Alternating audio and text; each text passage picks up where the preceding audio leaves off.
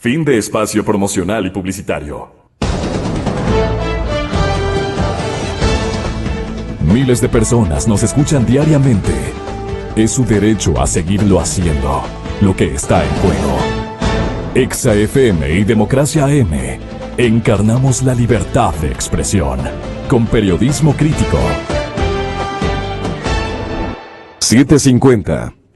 Estamos de regreso a esta mesa de diálogo y de trabajo. Queremos saludar nuevamente al doctor Rodrigo Tenorio y al doctor Luis Verde Soto, a los que les hemos planteado esto de las ofertas del señor presidente electo.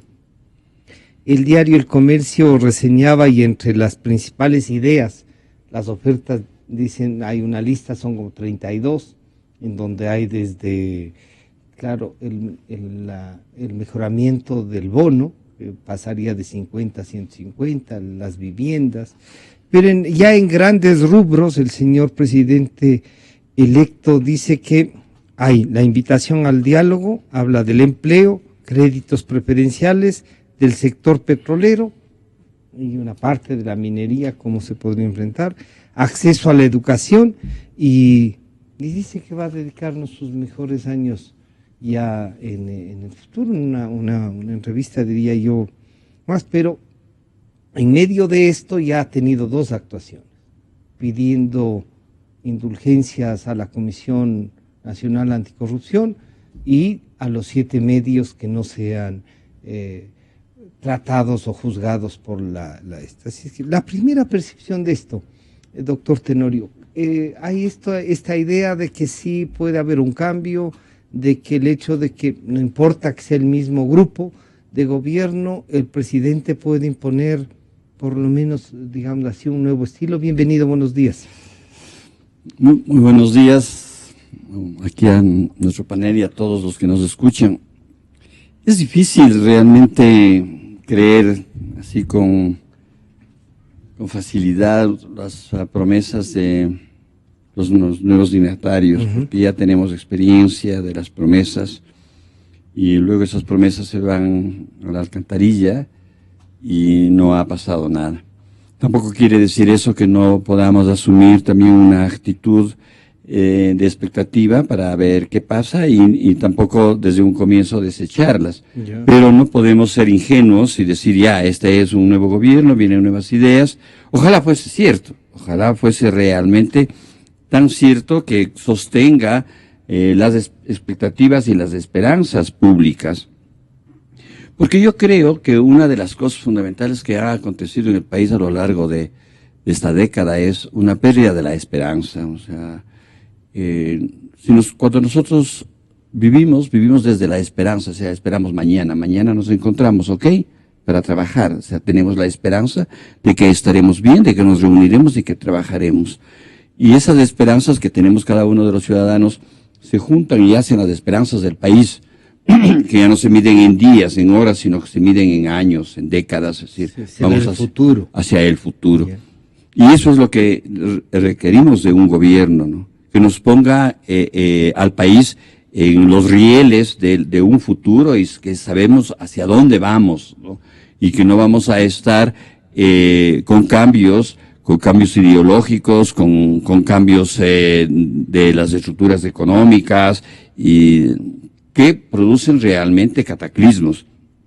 Queremos un gobierno que cimente nuevamente las confianzas, que produzcamos nuevas certezas, nuevas verdades, que no hagamos un país de improvisaciones. O sea, es fácil construir un país de improvisaciones, porque hoy día pensamos de una cosa, mañana pensamos de otra cosa, hoy día tenemos un mega relato sobre un acontecimiento, mañana otro. No tenemos una línea de acción, una línea ideológica, un presente que nos está llevando a un futuro. Eso es lo que necesita. Yo me temo que el poder del partido de Alianza País, que al comienzo cede para este discurso aparentemente hasta contradictorio, luego podría envolverlo al presidente Moreno y continuar. Y le impida Sí, lo lleve a continuar y le impida salirse de este libreto, porque sería otro libreto, salirse de este libreto y volver a lo que hemos estado viviendo últimamente. Yo quisiera entonces, antes, Luis, de que escuchemos al señor presidente en el número 4 que dice que hay presiones para cambiar el modelo y que no es correcto cambiar un poco, ¿no es cierto? Esto fue lo que dijo el presidente Correa. Está en esa desdichada campaña. Asustar para decir que el próximo gobierno tiene que cambiar todo. En la táctica, pierden en las urnas, rechazan a su modelo, la mayoría del pueblo ecuatoriano ratifica el rumbo seguido por el país estos últimos 10 años, pero en base a periodicazos, en base a susto, quieren obligar al próximo gobierno a adoptar el programa perdedor, no el programa ganador, lo cual es lo más antidemocrático. Yo le insisto, la estrategia de los politiqueros y de la prensa corrupta, trabajarnos al miedo, sin probar nunca nada, sin dar una cifra, sino que todo está mal, todo está en crisis, va a estallar la deuda externa, va a estallar la deuda y no saben cómo calcular para aumentar más esa deuda, ¿no? Y todo es terrible y el próximo gobierno tendrá entonces que cambiar el modelo y así lograr con sus titulares lo que no lograron en las urnas. Seríamos ingenuos si cayéramos en esa trampa. Hay que seguir por el camino recorrido, la década ganada que asombró a la región y al mundo entero. Doctor Verdesoto, a ver, ahí sí, como dice el doctor Tenorio, oiga, perdimos la esperanza y a veces yo digo, ¿qué nos pasó?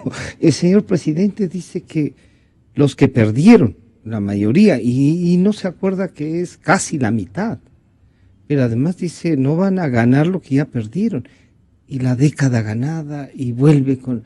¿Qué esperamos entonces? ¿Habrá la posibilidad de un cambio? Esa esperanza que en cambio sí la señala también el doctor Tenorio. Bienvenido nuevamente, buenos días.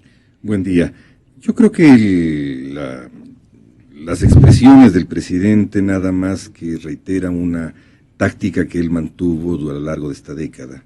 Esto es extender la legitimidad de origen, la legitimidad que existe en el momento en que se nombra autoridad, extenderla abusivamente, extenderla arbitrariamente a una legitimidad para el conjunto de la gestión. Eso no es así. En la democracia, cuando acudimos a los actos electorales, lo que hace la legitimidad de origen es legítimamente permitir que los ciudadanos determinemos quién es la autoridad que administrará un mandato que es abierto. Y esa apertura de ese mandato permite que vuelva a tener que adquirir aceptación de la ciudadanía durante la gestión para poder decodificar y darle formas concretas de ese mandato. Eso es lo que es la democracia. Es lo que permite, no es verdad de que esto que llamamos un mandato entre relaciones entre mandante y mandatario, es que ante la expresión en la urna que nos permite definir quién es la autoridad, tengamos una segunda expresión que es sobre un programa que es abierto y ese programa tiene que irse legitimando en el camino. Y esa legitimación en el camino es la que nos permite a los ecuatorianos y a todos los ciudadanos de un país democrático interactuar, nos permite formar un horizonte democrático. Obviamente lo que el presidente ha hecho arbitrariamente, con la arbitrariedad de un caudillo, durante estos 10 años, es tomar la legitimidad de origen, aquella que le designa a él como mandatario, y extenderla hacia un mandatario que lo interpreta como le da la gana a él, como quiere él. Su legitimidad es los votos, pero yo soy el que administra. Yo soy el que lo decodifica y no construye esa legitimidad que es la relación con todos los ecuatorianos. ¿Qué es lo que nos está diciendo ahora? Esta mayoría pinche que acaba de producirse quiere que se extienda como un mandato que aparentemente legitima todo el programa y todo el proyecto y toda la década anterior. Eso es lo que nos está diciendo el presidente con eso. Vean, y ustedes aténganse a que perder una elección es perder toda la convivencia democrática. Eso es lo que nos está diciendo el presidente con ese mensaje. Obviamente no se trata de eso lo que los ecuatorianos y todos los países democráticos del mundo hacen. Cuando termina el proceso electoral, ahí culmina un proceso electoral y empieza otro proceso. No es que pierden los derechos, y voy a decir, no es que perdemos los que hemos perdido, porque en este caso yo estuve entre los que no votó por esto. Y entonces, ¿qué? ¿Perdimos los derechos? Bueno, esa es la visión obtusa de quien piensa que la mayoría se compone el país se compone entre una mayoría que permite elegir presidente y una cantidad de perdedores, somos todos los otros. Y todos los ecuatorianos, porque el momento que terminamos de elegir presidente, también los que votaron por Moreno, han culminado un proceso de construcción de legitimidad democrática. Ahora empieza otro. Ahora el presidente Moreno tiene que reconstruir esa legitimidad. Antes el caudillo la sustituye parándose en el medio de la escena, la sustituye con su carisma, la sustituye con su fuerza, la sustituye con construcción de figuras de miedo. Ahora eso no puede ocurrir porque las dinámicas de los procesos políticos son diferentes y permiten que en esos procesos políticos todos los ciudadanos recuperemos algo que en Ecuador falta, que es sistema político, la posibilidad de interactuar unos con otros.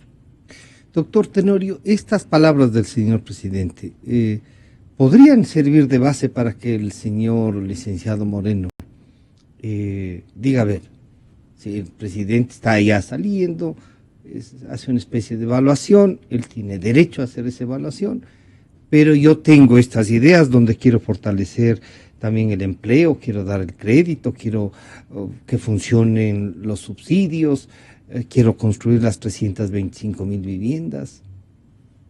¿Qué debemos, digamos, cuál debe ser nuestro comportamiento frente a la continuidad que nos anuncia el señor presidente Correa, ¿no? Y justamente a eso me refería yo. Si se ganan las elecciones, pero no se ve con cuánto se gana. O sea, vas a ganar con un voto, pues claro, jurídicamente has ganado con un voto y eres presidente, ¿ya? Pero el ganar con un voto quiere decir que la mitad del país no está contigo. Y si eres presidente de todos los ecuatorianos, y al ser presidente de todo el país implica que sobre la base de un reconocimiento de que hay una mitad, menos uno, que no está votando por él. Y la democracia implica el reconocimiento de esa mitad menos uno, llamemos así, que pesa en el país. Y un buen político tiene que caminar sobre esas dos mitades, tomar en cuenta que está aconteciendo. Y que representa a esas dos mitades, como decía. Tiene que representar a esas dos mitades, exactamente, y ser el presidente de todo el país. No puede el presidente Correa decir, ya les ganamos en las elecciones y ya son nadie. Claro. No, esa mitad no es nadie, es una mitad menos uno que tiene que hacer presencia política, presencia social, y debe ser absolutamente rescatada, absolutamente, no de vez en cuando, no también gobernar para ellos, no también, necesariamente tiene que serlo. Moreno tiene una ventaja, y esa es una gran ventaja de Moreno, el saber que tiene mitad, porque le va a permitir, si es que se deja asesorar adecuadamente, gobernar muchísimo mejor que si tuviese una gran mayoría solo para su lado, porque la oposición es más beligerante cuando es minoritaria a cuando es tomada en cuenta desde una mayoría, llamemos así, porque la mitad es una mayoría. Entonces, un gobierno puede circular, ¿no? Caminar muchísimo más activamente y efectivamente si es que camina sobre esas dos ruedas, pues. La rueda de la oposición y la rueda de los adeptos a las ideas. Eso, que contradice por supuesto el pensamiento del presidente Correa, va a ayudarle al presidente Moreno a que sea eficiente y eficaz en su trabajo. Cuando en la vida común y corriente, la vida doméstica, un papá escucha y toma en cuenta todos los que piden para salir de vacaciones, y no todos quieren ir a la playa, pero unos sí quieren y los otros no quieren, y bueno, mano dice, bueno, hacen la mano quienes quieren, ganamos la mayoría, pues vamos a la playa, pero no estamos desconociendo la otra parte que quería ir a la montaña. O sea, Bueno, es que ustedes perdieron, así es que ni siquiera van a la playa, se quedan aquí en la casa. Exactamente, o sea, vos no te vas, aquí te quedas. Es necesario que el país construya un nuevo diálogo político, absolutamente distinto al que hemos tenido hasta hoy, porque durante este tiempo no ha habido diálogo. O sea, usted comparte también lo que nos reflexionaba Luis Verdesoto y decía, hay que generar estamentos políticos que nos permitan construir. Por supuesto. Después de las elecciones hay un trabajo intenso, tiene que haber un trabajo intenso. ¿El primer trabajo creerían ustedes que es eso? Claro, ese es el primer gran trabajo en el cual no debe estar exclusivamente el señor Moreno, sino también la dirigencia política, Las oposiciones. las oposiciones, en diálogo con Moreno. O sea, no ¿sí? puede decir, si los dirigentes políticos perdedores de esa otra mitad le dan la espalda a Moreno y le dicen, bueno, ya usted arréglese ya que ganó, no serían políticos realmente. Estarían fuera de la esencia misma. Ahí darían la razón al presidente Correa. Exactamente. No, pues. Pero además, antes de pedirle a Luis otra reflexión sobre esto, el señor presidente sobre los votos y esta otra mitad decía lo siguiente. Porque es clarito y nos llena de orgullo cómo el apoyo aumenta mientras más pobre es el votante. Es la representación de los pobres, entonces. Claro, ese es el discurso del populismo clásico, ¿no es verdad? Yo soy el pueblo, yo soy el pueblo, yo represento al pueblo, yo soy más que el pueblo, yo interpreto al pueblo. No hay necesidad de construir con el pueblo, ni con el país, ni con la nación, nada, porque yo lo represento, yo sé, etcétera, etcétera, ¿no es cierto? Pero el presidente de la República está haciendo el peor consejo posible, el más pingüe de los consejos al presidente electo. Le está diciendo, usted sujétese matemática y numéricamente a lo que está ocurriendo. Claro. Y lo que hemos visto en la primera encuesta es de post elección, es dramático y terrible. Quantum hizo su primera encuesta, ya está circulando. Esta primera encuesta muestra básicamente, primero, de que la mitad de los ecuatorianos matemáticamente cree que hubo fraude.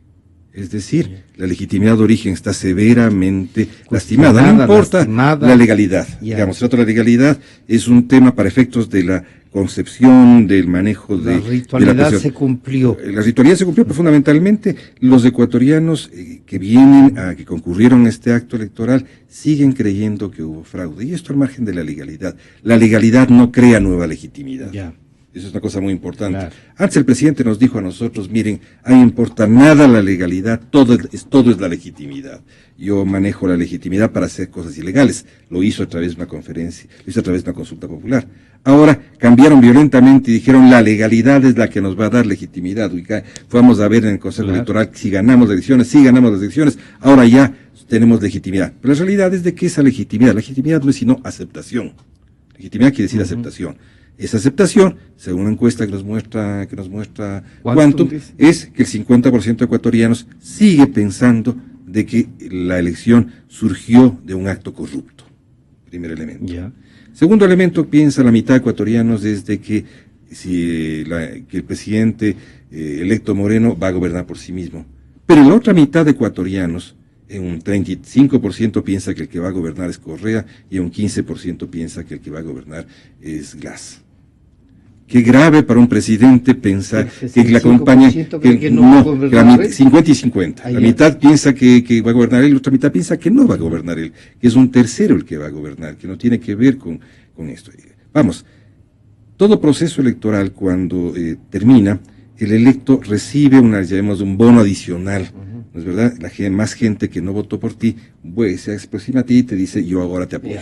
Ya ganó usted legítimamente y es un rebote hacia arriba. Eso ocurre siempre. No está... Pero en cambio está ocurriendo al revés acá. Claro. El rebote parece que va hacia abajo. Es decir, comienzas perdiendo legitimidad. Claro, entonces eso te obliga, obviamente, a que el reconocimiento mínimo de la realidad sea cómo logro reconquistar una parte de eso. ¿A través de qué? De medidas de gestión. ¿Y qué implican las medidas de gestión? No implica pendejómetros como ha sido el diálogo hasta ahora. Yeah. O sea, lo que implica... una nueva medida del sistema métrico. Yo recuerdo... Como diría Simón Espinosa, nos han metido el dedo. Sí.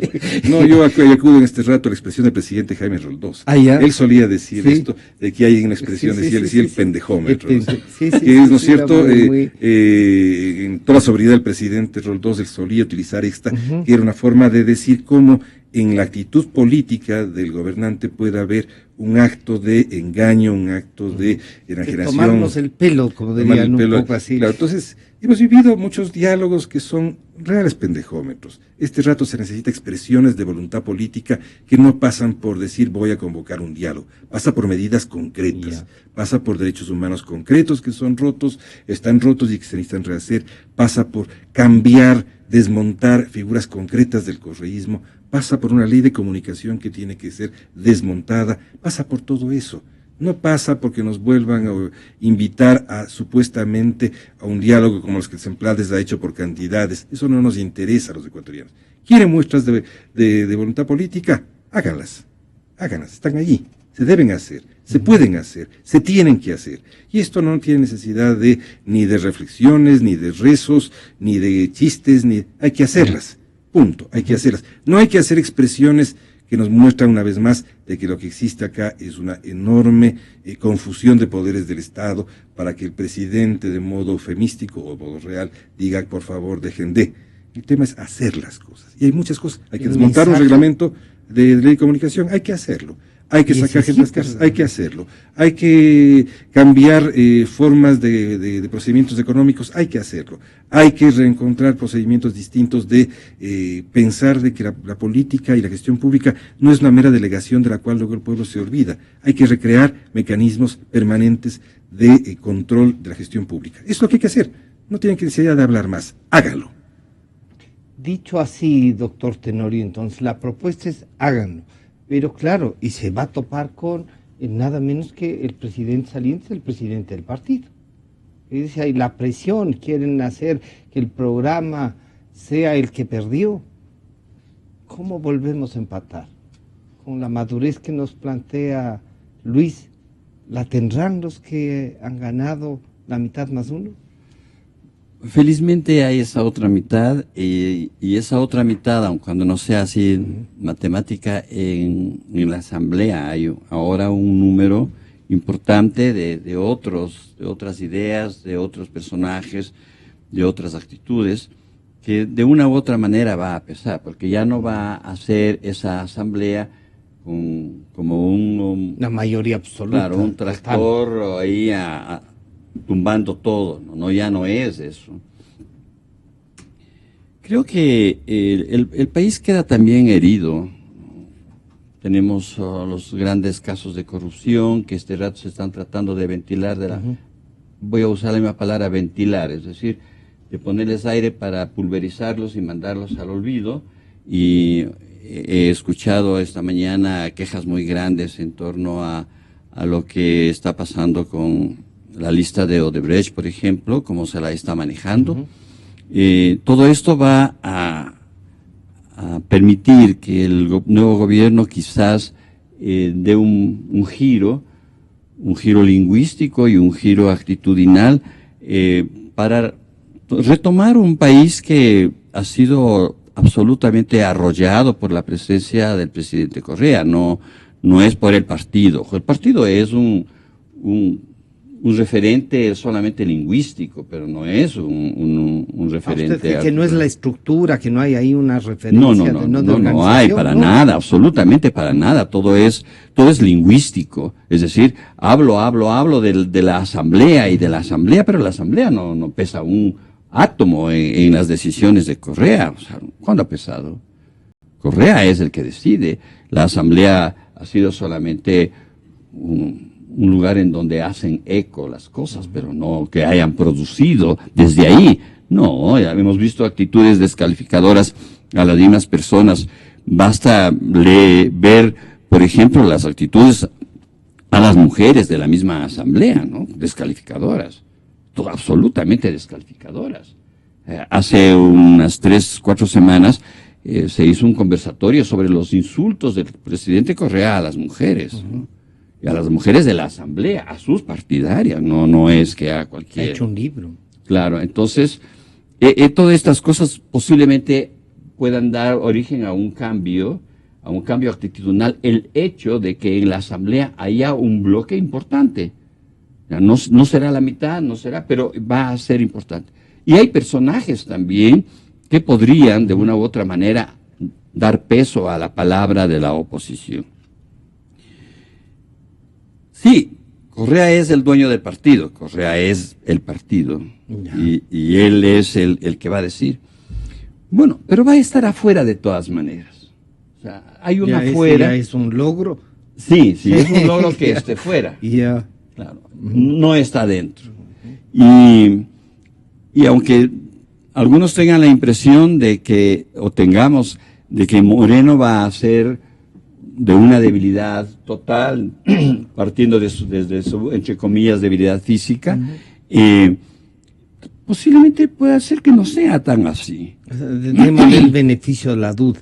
Sí, yo creo que es importante el beneficio de la duda y que esperemos los tiempo. 100 días. Claro, los últimos días que tenemos ahora para decir, cada día es uno menos. Yo les voy a pedir para culminar con esta reflexión que yo les quiero pedir, el señor licenciado Moreno, frente al juzgamiento a la Comisión Nacional Anticorrupción, donde hay personalidades del país, le pedía al Contralor que se inhiba de seguir con el tema, pero en cambio el presidente Correa dijo lo siguiente. Ya uno no sabe si reír o llorar viendo la vanidad de estos autoproclamados Comisión Anticorrupción. Porque como se creen por encima del bien y del mal, ellos no pueden ser juzgados. Y ellos son honestos, referencia. Será... Ni ellos mismos se creen esas cosas. Para mí no son referencia absolutamente nada. Es claro que es un grupo de politiqueros contrario al gobierno. Y si ese grupo de politiqueros lanza una calumnia, tiene que responder pues, frente a la ley. Pero no, ellos como... creen que son impolutos, están por encima del bien y del mal, están también por encima de las leyes. Ya basta, nadie está por encima de la ley. Entonces yo creo en esas cosas, en que uno, para defender su honra, para resolver conflictos, debe utilizar lo que utilizan los países civilizados, que es la vía judicial. Y que no me hablen de honestidad, que tampoco les creo en otros aspectos de su vida. Yo creo que son unos politiqueros vulgares, pero... también es deshonestidad robarle la honra a la persona. Ellos dijeron que había sobreprecio en la refinería del Pacífico. Que lo prueben. Pero como se han autoproclamado enviados del cielo, querubines por encima del bien y del mal, ellos pueden lanzar lodo con ventilador y nadie los puede tocar. Reformen la Constitución, pues, para ponerlos por encima de las leyes. Pero mientras no reformen la Constitución, todos debemos estar bajo el imperio de la ley. Bueno, ahí hay un mensaje también, Luis. El señor presidente, bueno, dice esto sobre, pero el abogado del Contralor dijo ahí, frente a la jueza, que la Contraloría glosó porque habían pillos, porque había sobreprecio. ¿Cómo entendemos esto? A ver, yo no quisiera meterme en la trama interna del proceso, pero sí en la significación del discurso del presidente, ¿no es verdad? Primero, hay que acordarle al presidente de que cuando el Estado de Derecho se flexibiliza y se quiebra, como pues lo que está ocurriendo en el caso ecuatoriano, se buscan mecanismos como las comisiones de anticorrupción con comparecencia nacional e internacional. Esto es universalmente aceptado y si se quiere evadir en el Ecuador, por favor, no acudamos a donde no se puede acudir. Internacionalmente está aceptada la presencia de otros estados y de otros organismos que permiten y ayudan a los países a buscar transparencia. La transparencia es este rato la medicina contra una enfermedad muy grave que atañe, que implica no solamente a los sistemas políticos, a los estados, sino también a la sociedad. Entonces el presidente lo primero que debe hacer es leer los periódicos. La segunda cosa importante es el presidente de la República tiene que tener, sabemos que él cree que la historia comenzó con él, pero no puede formar parte de la absoluta ignorancia sobre cómo es el proceso histórico ecuatoriano. Ahí hay personalidades que han formado parte básicamente de la historia, son referentes morales del Ecuador, son referentes históricos del Ecuador y no se puede desconocer aquello. Si el presidente no sabe de historia, no se le imputa a todos los ecuatorianos, no nos imputa a todos los ecuatorianos aquello. Si no sabe qué ocurrió en la transición a la democracia con Trujillo, por favor no lo ofenda si eso ocurrió así, si no sabe qué ocurrió. Si el presidente no sabe que la doctora Robalino forma parte del inicio básico de la conformación de partidos y del movimiento femenino ecuatoriano, es muy importante. Mi madre militó con la doctora Robalino hace muchos años, hace muchísimas décadas, en el inicio del movimiento femenino ecuatoriano, lo cual me parece un orgullo extraordinario que la doctora está ahí combatiendo todavía en estas lides de la corrupción y contra ella. Fue muy importante la presencia de Simón Espinosa, no se diga. Tal vez no recuerde el presidente porque ya no piensa en Hernán Férez Cordero lo que ocurrió con Simón Espinosa en aquella lid y lo que ha ocurrido diariamente en los medios de comunicación. Esto para mencionar 3 de los miembros de la comisión, simplemente. Básicamente lo que sí me interesa y me preocupa muchísimo es cómo este discurso ampara otro, un discurso protectivo de la corrupción. Aparece en Comercio del día de hoy. Comercio del día de hoy hay un discurso absolutamente protectivo de la corrupción.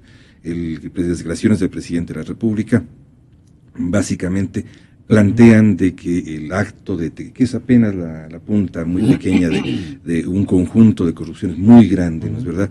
Dice que ese es un tema entre privados. Lo ocurrido en la corrupción es un acuerdo entre privados. Lo dice textualmente, está citado textualmente en el comercio, es un acuerdo enteramente entre privados. Y la más importante de todas las constataciones jurídicas, políticas y generales es de que si la corrupción te la pagan fuera del periodo en que ejerce la autoridad, ya no es un acto de corrupción. Digo, que responden la cual tú eres responsable. Es una cosa maravillosa. Es decir, de ahora en adelante hemos autorizado que todo acto corrupto tiene una fecha en la que deja de ser corrupto, que es la terminación de la autoridad que recibe ese recurso. Si lo recibe al día siguiente ya no es corrupto, ya ocurrió fuera y conscientemente ya no tiene responsabilidad política el presidente que la tiene en todos esos actos. Doctor Tenorio, con usted terminamos. ¿Cuál es su última reflexión frente a esto? Bueno, realmente es calamitoso que lo que ha acontecido con esta comisión de gente tan notable, ¿no? No es que la historia de estos personajes comenzó ayer, todo lo contrario. De alguna manera forman parte de las pilastras que sostienen la historia reciente del país, y no ni siquiera tan reciente, ¿no? No se trata de que pongamos a hablar de los méritos de cada uno de ellos y de ellas, sino del hecho de que en toda sociedad existen los prohombres, ¿no? Los héroes, aquellos que defendieron, aquellos que pusieron su cuerpo en el momento de crisis, aquellos que constituyeron los referentes éticos de un país que se iba a la bancarrota, como ha pasado con el Ecuador en varias ocasiones durante estos últimos 50, 60 años, ¿no? Y eso representa a esta comisión. Es fácil denigrar a las personas, ¿no? O sea, yo hablo a la boca y puedo decir que eres un tal y un cual, o sea, es facilísimo denigrar, y sobre todo cuando se tiene poder, más fácil todavía. Pero el país no se puede comer sin atorarse muelas de molino, ¿no? O sea, no. La honorabilidad de estas personas está ahí probada, no necesita pruebas. No necesitamos que nosotros aquí vengamos a probar la honorabilidad. No, es inútil y es vano pretender hablar de la honorabilidad de ellos, ¿no? No, ¿para qué? O sea, porque si nosotros nos ponemos a discutir sobre la honorabilidad de ellos, estamos haciendo un favor al presidente de la República. O un favor a la política que los denigra. No, ellos valen por sí solos y punto, están ahí. Nos quedamos entonces con el referente de ellos. Nos quedamos con el referente de ellos y nos adherimos a su sufrimiento, nos adherimos, porque son personas que han sido feamente ofendidos, feamente, no merecían eso. La mayor ofensa de ellos, como lo dijo Simón Espinosa, es ese perdón. Claro. O sea, oye, un ratito. ¿Qué sigan, ese perdón es absolutamente ofensivo. Yo no necesito que me perdones. Nadie les pidió, ¿sí? O sea, eso debemos entender todos y los medios de comunicación, sobre todo. ¿Acaso que el perdón, yo necesito tu perdón? ¿Cuál perdón necesito? Pues? ¿Qué falta he cometido? Ellos no han cometido ninguna falta, no necesitan ningún perdón. Simón Espinosa lo dijo en ese mismo instante. O sea, sigan el juicio. No necesitamos perdón de nadie, buena voluntad de nadie. Porque esa buena voluntad, de una u otra manera, es tramposa. Es para ofender. Es para ofender. Sí. Es para decirme, mira, tú eres un desgraciado, pero yo como soy buena persona, mira, te dejo en paz sí, y no te corto la cabeza. Yo les quiero agradecer al doctor Luis Verdesoto y al doctor Rodrigo Tenorio. Ya están en nuestros estudios el coronel Mario Pazmiño y el arquitecto Fernando Carrión, para en cambio tratar esto de las caletas, ¿no? Y de cómo va la seguridad. Muchas gracias a ustedes. Gracias. Enseguida volvemos. Yo creo en la radio, creo en la verdad, creo en Exa FM. No es solo un concurso